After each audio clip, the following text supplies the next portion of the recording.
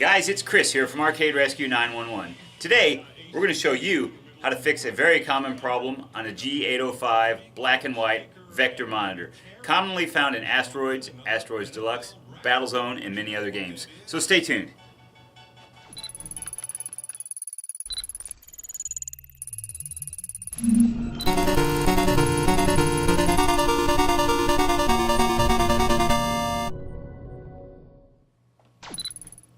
Okay guys, so we're at the game here. You want to make sure that you have your keys to open up the top of your game. There's two locks here on the bottom. Let me pan down the camera here. There's a lock here and a lock over here. Make sure you have your keys, or make sure your locks are open so you can raise up the top of your game here. So we're going to open up our game here. There's a little hinge that you can see right here that you latch in place. That holds it down. Now you can see your monitor. You've got your basic components in the game here. Your monitor, your video game, your PCB is right here. You've got your AR, Atari Audio Regulator boards over here. And then in the bottom down here you have your power brick.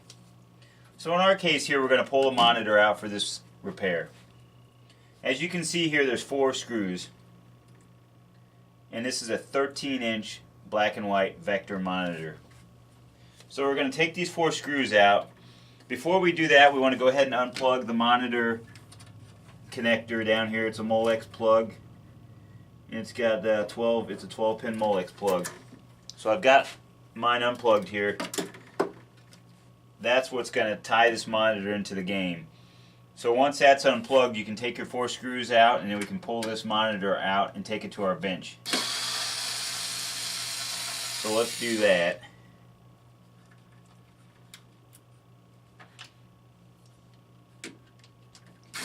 Alright.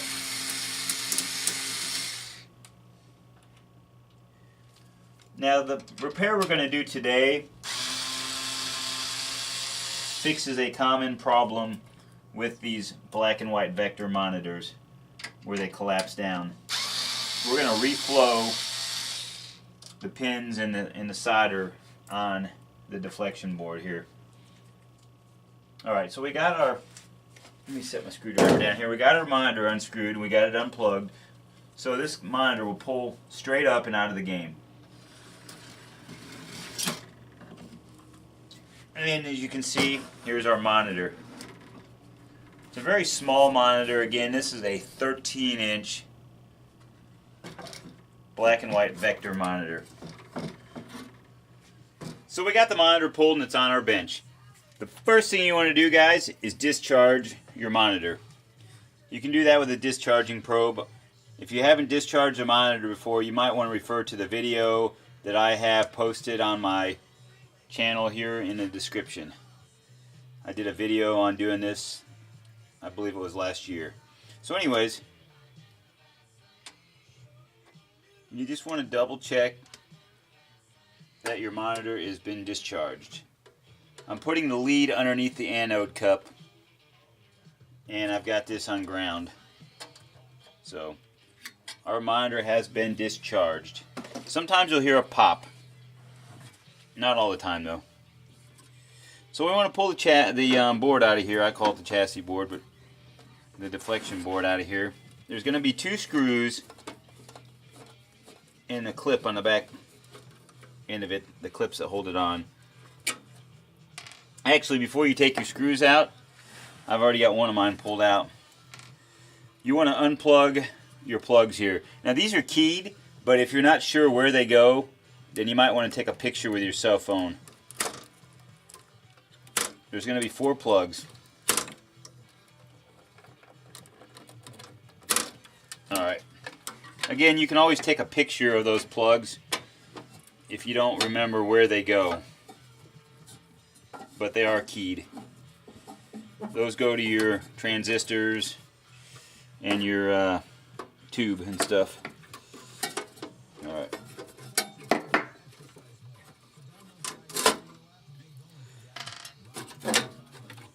So our focus today is going to be on this little board right here. So once you get that pulled out of your chassis here, out of your frame, go ahead and set your tube aside. Again, we're going to be doing our work on this board right now. Next thing you want to do is make sure your soldering iron's on. I should have turned mine on before we started this video here. So, guys, and by the way, I bought this on eBay. I don't know if I mentioned this earlier, but this is a Weller, and this is a WESD51. This is a great iron. I think I paid about $100 for this on eBay. This is a used iron, but it's in really good shape, and the guy gave me a whole bag of tips to go with it. So as you can see, it's warming up there. It's a digital thermostat on it, and this thing is really, really good. So I actually need to wet my sponge down. I'll be right back to you. Alright, so I got my sponge wet. You want to make sure that your soldering tip is clean, and you want to make sure it's tinned. It looks like mine's pretty good there. There you go. Alright, perfect. Make sure you guys can see what I'm doing here. So the focus is going to be on your pins here. Again, the symptom of the game was a collapsed screen. So we know the monitor, in theory, is working. It's getting signal or deflection, and it's displaying a picture, but the picture is collapsing down.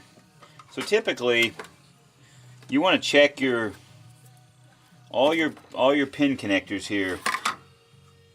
You want to make sure and reflow all the pins here on these 4 plugs. So that's what we're going to do here. So you can take a look at these, and sometimes, I gotta say, guys, sometimes you won't see an obvious problem.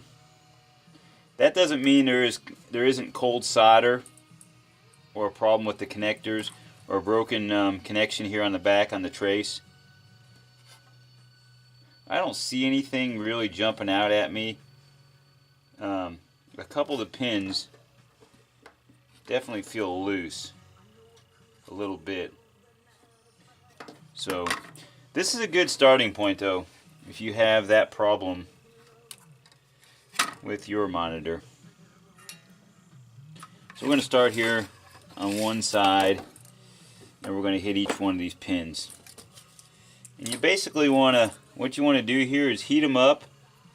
Just reheat the solder. Apply a little bit more if you think you need to, just to make sure that you got enough on there, and you're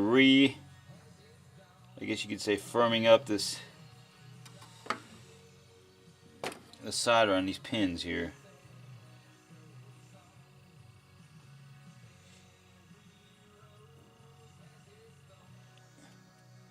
Just kind of go over them one by one. Alright. So did you guys do anything fun for the Columbus Day weekend? A lot of people probably had Monday off. You guys pick up any great games? I actually, well, Monday, didn't do a whole lot, just worked around here at the shop. But Tuesday, went and did some repairs at a fun center. I should say a roller skating rink. They have a little arcade inside there. So we went out and serviced a bunch of games for them. They're in Ohio, so we had to drive a little ways to do that work, but apparently there's not a lot of people in their area that do arcade repairs.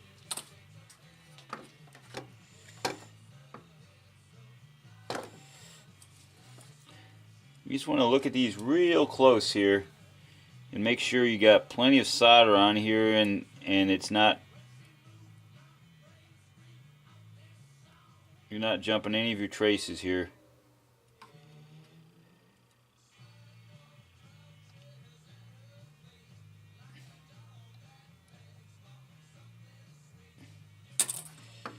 Alright, so we got our first one done. So then we're going to jump over here to this guy.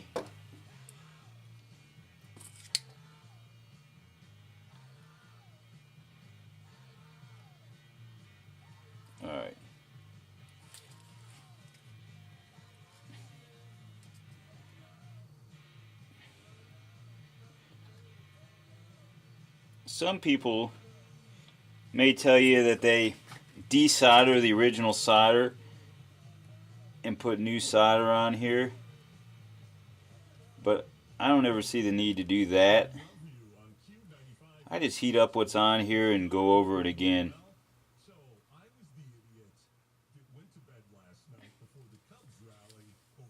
So you can do it however you want to, because it's your barbecue. When you're working on your game, it's your barbecue. Okay, 2 of them are done. I'm going to jump on down to the 3rd one here.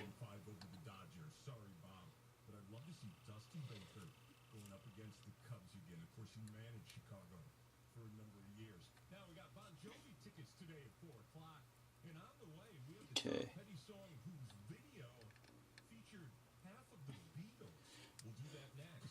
Apparently Bon Jovi is touring and coming to our city. I live in Indianapolis, Indiana. And I got a few buddies that want to go to that concert, which would be a great concert.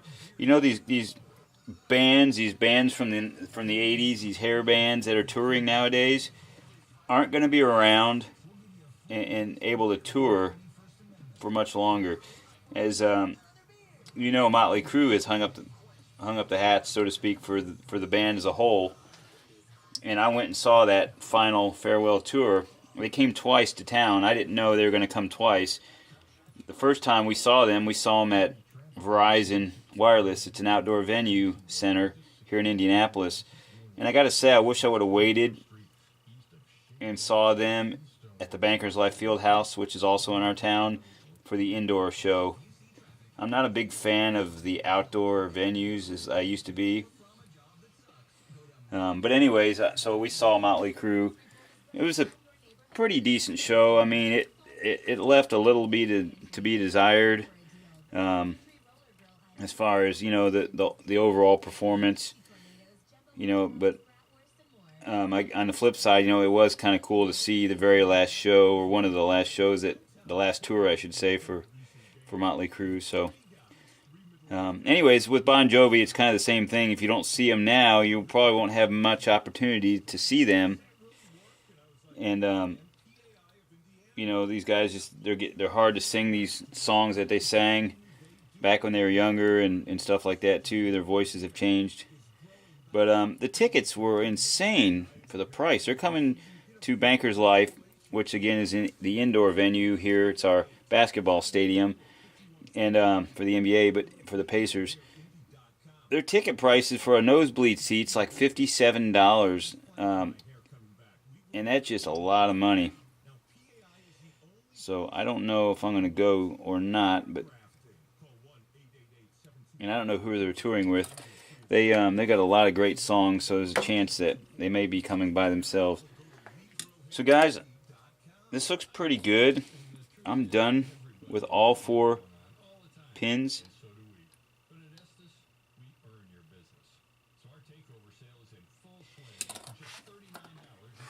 Alright.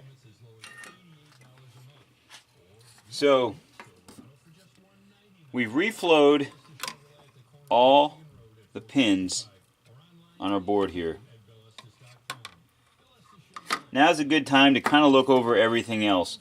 Another thing I recommend too, once you get your pins done, is to hit the solder on these wires here. There's going to be the lines that plug in over here to this plug. I recommend that you go ahead and reflow these two. You got the board out. You want to take a close look at these lines here for the plug. These can work themselves loose. The connections can get less than favorable, I guess you can say. So I would hit those two. You got your iron on and you got your board out. So let's do that too. You know, you want to take a good look at the whole thing overall too. I'm going to put that on my bench under my microscope there and take a look at everything up close before I put it back in. Okay, so these are kind of hard to see where these go to, so you kind of really have to take a close look.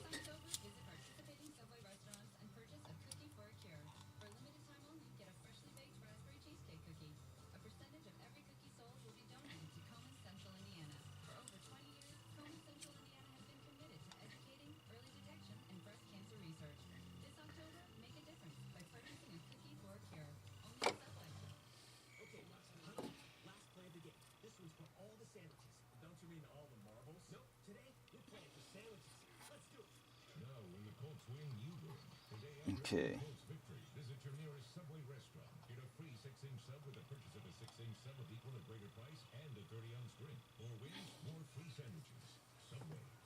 Make sure you get enough on there.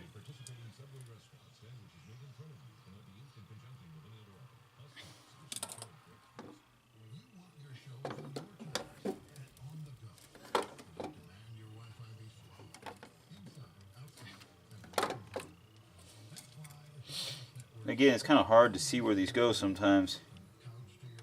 Generally on these wires here, it's the thicker lead.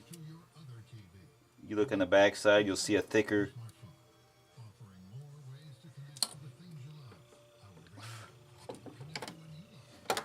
two ground lines here. Again, you're not going to always see something that jumps out at you.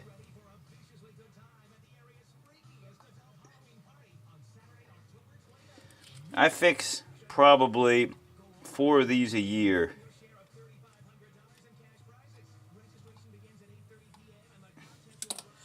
So it's a pretty common problem. There's one more here.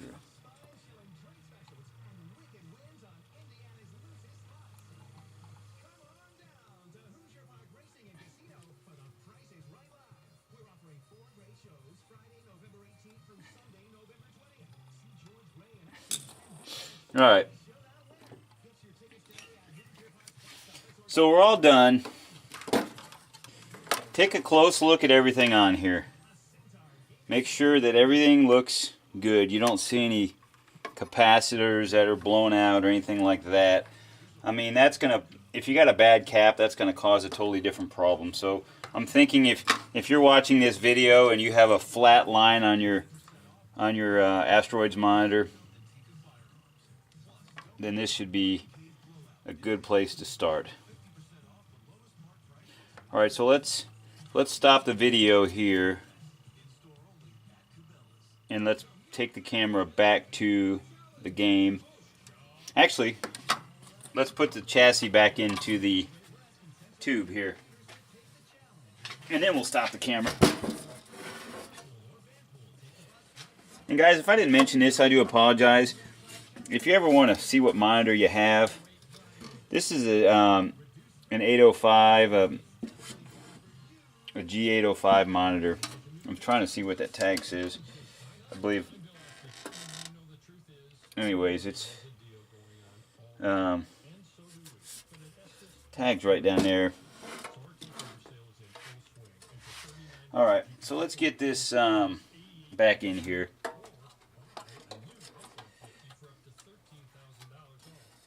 If you guys here, while we got this out, I want to show you something else too real quick. These down on the bottom here are your transistors. They call these bottle cap transistors. These are another common problem if your monitor fails. We'll do a video at some point in the near future on putting these in or replacing these, but there's 4 of those. So anyways, those are common, another common problem, but those will cause a different problem again than what we're working on today. So that's not going to be what the issue is here with this one. Alright, so we'll set this guy back in here. You want to line up the clips here.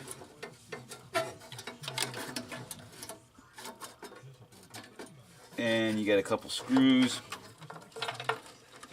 Make sure that everything is in the right place here and you're not getting your wires crimped in there or pinched in there.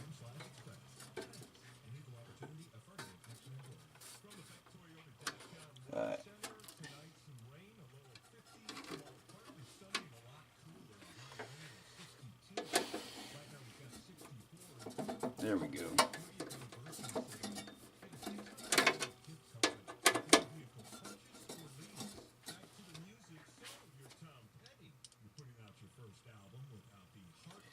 And one more screw back here.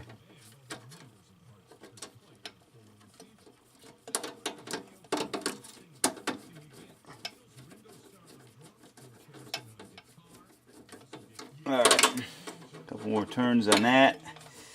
That should do it. Now let's get our plugs plugged back in. Again, if you don't remember where they go, you could review your pictures if you took your pictures, like I say. I always recommend you take pictures. Everything is usually keyed, provided the keys are still on the plugs here.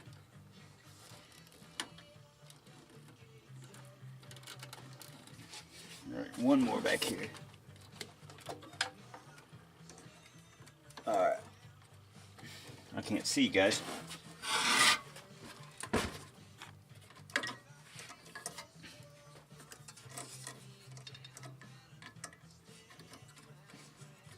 Alright. So there we go. Now let's take this back to the game and see what happens when we turn it on. Now you can set this monitor down in here, or you can leave it. If you think you got other problems, you can leave this monitor on your game, kind of sitting out of the game, and plug it in.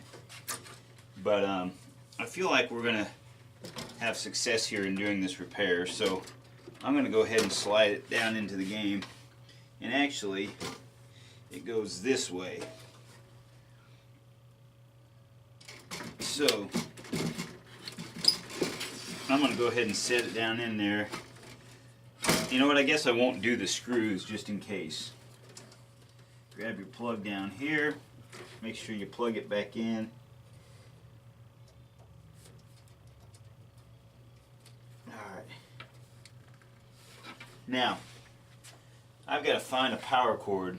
So I'll be right back to you. I'm kind of working in a cramped up area right now because I've got games that are all around this game. I didn't feel like moving them all to get this game to a more accessible work location here. But so, are you guys ready for the fireworks show? Just kidding you. Let's plug this in and turn it on. Alright. So the game is turning on here. And it looks like we have a picture. What do you think, guys? If I am not mistaken, you are looking at an Asteroids game. A working monitor picture.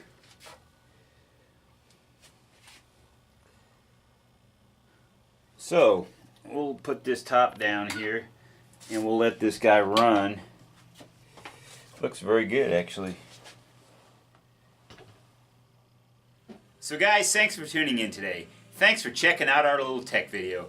As you can see in the background here, monitor problems are very common in the arcade world. Guys, please hit the thumbs up button if you like what we're doing. Please subscribe to our little YouTube channel. Tell your friends and family about us. If you want to send us comments or viewer email, send those to arcade911@comcast.net. Guys, today's a perfect example. Remember, game not over.